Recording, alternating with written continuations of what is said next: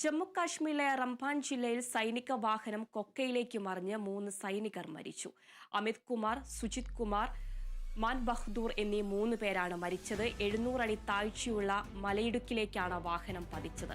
ജമ്മുവിൽ നിന്ന് ശ്രീനഗറിലേക്ക് ദേശീയപാത 44 പോവുകയായിരുന്ന വാഹന വ്യൂഹത്തിന്റെ ഭാഗമായിരുന്ന ട്രക്കാണ് അപകടത്തിൽപ്പെട്ടത്.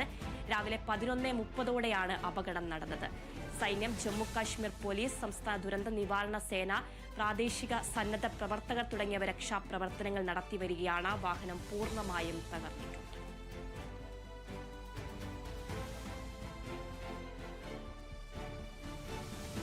സൈനിക വാഹനം കൊക്കയിലേക്ക് മറിഞ്ഞ് 3 സൈനികർ മരിച്ചു. അമിത് കുമാർ, സുജിത് കുമാർ, മാൻ ബഹദൂർ എന്നീ 3 പേരാണ് മരിച്ചത്. 700 അടി താഴ്ചയുള്ള മലയിടുക്കിലേക്കാണ് വാഹനം പതിച്ചത്.